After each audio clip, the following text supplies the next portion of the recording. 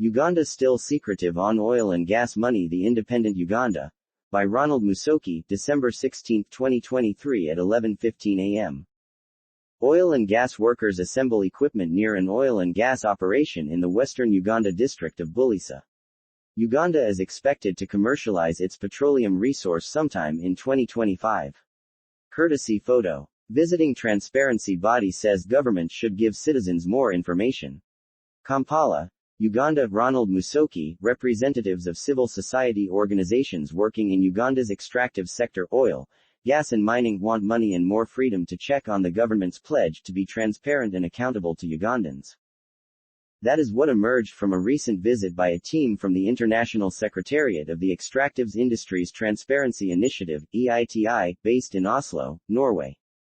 The team was in Kampala from DEC. 0408 to assess Uganda's implementation of the Extractives Industries Transparency Initiative, EITI, standard in a process known as validation. Every 3 years, EITI members are validated on how well a member is adhering to the EITI standard and which areas require further strengthening. That is why we are undertaking this process, said Gloria Mugambe, the head of the Uganda National EITI Secretariat.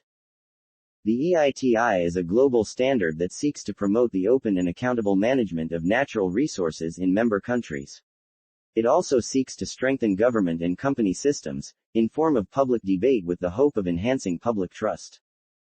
Francisco Paris, the regional director at the EITI International Secretariat who led the team for the engagement in Kampala, told The Independent they met with officials from government agencies including the Uganda EITI Secretariat, the Office of the Auditor General, the Petroleum Authority of Uganda, the Uganda Revenue Authority, the Ministry of Energy and Mineral Development, and the Ministry of Finance, Planning and Economic Development. On the importance of implementing EITI standards, Paris told The Independent that it is critical for Uganda to learn from countries like Venezuela, where he comes from. In Venezuela, just like Uganda has done, institutions were well designed, but when it came to implementation, the political decisions and political dimensions overpowered the good design and we ended up not having any savings, sovereign investment fund. Paris told The Independent that addressing the issue of saving for the rainy day, when the country gets an oil windfall, is important because oil prices fluctuate all the time. You will have good years and you will have bad years, Paris said. EITI Secretariat engages local CSOs. In the ongoing conversation of having an EITI process that fits within the local context, Paris said what matters for Uganda is that the oil money ultimately benefits ordinary citizens. Within the context of the work we do at the EITI Secretariat, we put this information out there using the EITI platform, and we want it to be used for dialogue, the press, and for Parliament to openly talk about the issues in the extractives industry, because at the end of the day, you need to get a wide range of decisions right. The lessons are all out there for Uganda to learn from, and the EITI is there to help Uganda make those decisions but also to expose the temptations, he told The Independent. There are many cases in history where oil money has been used to build white elephants and create bloated bureaucracies. Uganda's EITI bid. Uganda was admitted to the EITI fold in August 2020. The government said at the time it wanted the EITI to help it improve the governance of its extractive industries sector by enhancing transparency in the sector to promote good governance and accountability to ensure effective collection, optimization and allocation of revenues. Jessica Sanchez, the technical officer at the International EITI Secretariat, was also part of the team in Kampala. She told The Independent the objective of the EITI validation process is to understand if the EITI implementation in Uganda is fit for purpose. We are consulting the different stakeholders, government agencies, civil society and industry players, and we are having different conversations asking them specific things related to the EITI requirements vis-a-vis the local context, she said. Based on the information we receive, we shall write a report and it will be reviewed by the EITI board and then it will be published next year. Civil society decry shrinking civic space. A recurring thread in the dialogue between the local civil society and the International EITI Secretariat team was the concern about the ever-shrinking space for civil society organizations, CSOs, in the country, which is restricting their activities. Joy Akoli, the program's director at Global Rights Alert, recalled how 3 months ago, her team traveled to the oil-rich Bulisa district in western Uganda for a meeting which the resident district commissioner, RDC, attended. She told the team, "Before we could start the meeting, the RDC asked the LCV chairperson for the list of NGOs that they have been asked to pay attention to. He perused through the elaborate list and then at the end he said, 'You are safe, you're not on the list of certain organizations that are of interest to the government.'" Benin Tuzingwire, an elderly grassroots campaigner who heads the Navigators of Development Association, NAVODA, a grassroots community-based organization based in the western city of Hoima who has witnessed Uganda's oil journey right from its discovery in 2006, offered more details of the engagement between the government and civil society. Female apprentices in a welding workshop. Thousands of Ugandans have been employed in Uganda's fledgling oil and gas industry. Courtesy photo. He said in the beginning, the government was skeptical and dismissive of civil society's involvement in the oil and gas sector. Today there is recognition of the civic space, but there are occasional challenges between civil society and security agencies, he said. Sometimes they stop some of our work. We do have the issue of civic space. In the EITI boardroom we have the tripartite constituencies of government, companies and civil society, but the shackles on civil society are not helping us, said Bashir Twesigye, the executive director of the Civic Response for Environment and Development CRED, who is also the current chair of the Civil Society Coalition on Oil and Gas CSCO, a consortium of 60 grassroots, national and international CSOs that seeks to promote good governance of Uganda's oil and gas resources. Twesigye also spoke about the dwindling financial resources that has affected their EITI-related activities. We don't have a budget for EITI activities and organizations struggle here and there to do activities around EITI, he said.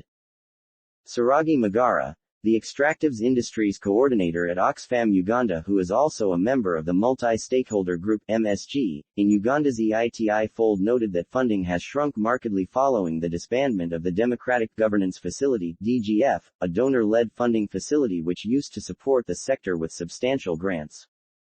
The other big donor, NORAD, the Norwegian Agency for Development Cooperation, which used to support local civil society activities, also ended its Oil for Development program in 2022. We have not had any grants for the last 2 years, he said. This means that our participation in the EITI process has been haphazard and unpredictable, which has left the Ugandan civil society organizations to rely on handouts from individual donors. We don't have a clear program for civil society to follow up on EITI activities. Our participation has been hampered by the lack of streamlined funding which would enable us come up with clear interventions around the EITI process. We cannot say things are okay when it's difficult to do research to dissect those EITI reports Uganda has so far produced, said Robert Tumwesigye, the coordinator at Publish What You Pay. Tumwesigye added, "We want to independently scrutinize the EITI reports. We don't want civil society to just endorse government reports. We want a situation where civil society is able to dissect reports done by the EITI Secretariat independently." Paul Mwebes, a fellow at the Advocates Coalition for Development and Environment ACODE, offered a possible solution around the shrinking civic space and lack of money. He said they should push for a standalone EITI law just like other member countries have done, Tanzania and Nigeria, or others which are considering to do so, Malawi and Sierra Leone. In Uganda, when something is not legislated, it's very hard to get a vote and secure funds, said Mwebes. A separate law on EITI would ensure that resources and institutional frameworks are in place. Currently Uganda's EITI Secretariat is hanging under Ministry of Finance and is not fully funded, and it only depends on tokens. If a law was put in place, we would have a specific institutional framework with a specific vote to implement EITI activities in Uganda. We think that the quickest solution to obtain funding for EITI activities by government is through securing a vote in the national budget, and that can only be made possible by legislating a law, said Mwebes.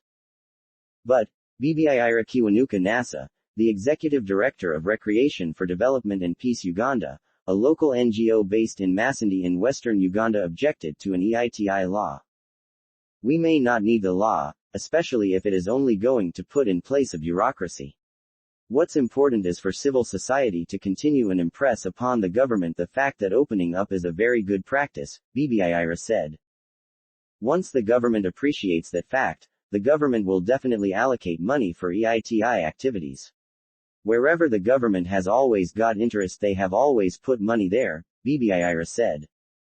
Edwin Wadham Warden, who supports Anglophone African countries to implement EITI and is in charge of Uganda, agreed with BBIIRA. He noted that experience from countries that already have EITI legislation has shown that there is a self-contradictory effect. We have realized that legislating an EITI law can have a downside to it, whereby it can be turned into a semi-autonomous or quasi-government entity which then loses its potency as a multi-stakeholder platform, Warden said. Would legislating the EITI in Uganda ensure the sustainability of the EITI process but also protect civic space?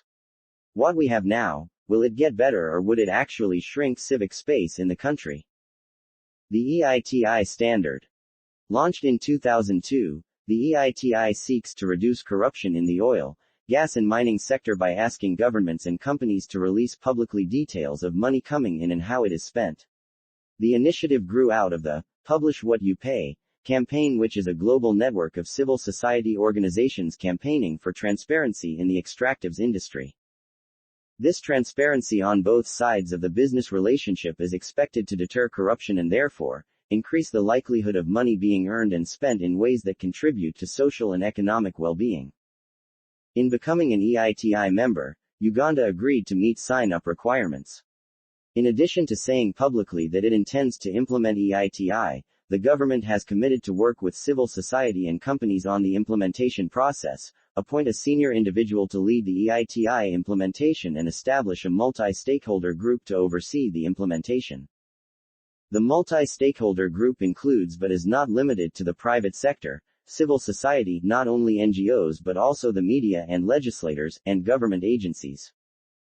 In each of the 57 EITI member countries from Africa, Asia, Europe and the Americas, implementation is overseen by a multi-stakeholder group, MSG, comprising government representatives, extractive company officials and civil society organizations working together. The EITI standard sets out the requirements which member countries should meet to be recognized, first as EITI candidates and subsequently as being compliant. The standard is overseen by the EITI board. In Uganda, the multi-stakeholder group, MSG, comprises 25 members. It includes 5 representatives from civil society organizations, 7 from extractive companies and 13 from the government. Each of these members has a proxy who represents them in MSG activities in case of their absence. The MSG is supposed by a secretariat, UGEITI, which undertakes the implementation of EITI activities on a day-to-day basis. Advocates of the EITI say the mechanism can provide communities that live near extractive sites with details of the financial contributions that the industry makes and enable citizens, legislators, civil society groups including the media to hold governments to account for how the revenues are spent. Project-by-project reporting under the EITI, experts say, is beneficial to the companies too because it strengthens companies' social license to operate by showing host populations the financial contribution they make to public revenues, which in turn reduce the likelihood of resentment and conflict. According to Global Witness, a London-based nonprofit that advocates for transparency in the extractive sector around the world, over 50 countries are now implementing the EITI and 80 of the world's largest oil, gas and mining firms also actively participate in the initiative. The EITI has also won the support of over 80 global investment institutions that collectively manage assets worth about $19 trillion United States dollars. Global Witness adds that since its inception in 2002, companies have disclosed over $1 billion United States dollars in revenue payments through EITI reports. Gloria Mugambe, the head of the Uganda National EITI Secretariat, says Uganda's extractive sector is still plagued by a lot of mystery and question marks in the sector. What minerals do we have? What companies in the country are working in the extractive sector? How much money does the government earn from Uganda's extractives industry? All these questions, in the past, have had rhetorical answers, she said. But what we are now driving towards as members of the EITI is to make this information clear, accurate and definite such that if any Ugandan wants to know which minerals Uganda has and where they are, it is easier for them to access that information. Our job at UGEITI is to make this information accessible, and once it is accessible, to make it relevant for the Ugandan people so that Ugandans can easily find its relevance. Mugambe says her secretariat produces an annual report which contains information that relates to the requirements of the EITI standards. It takes specific criteria for how the extractive sector should be governed across the extractives value chain, from exploration, production to how the revenue sharing should be done.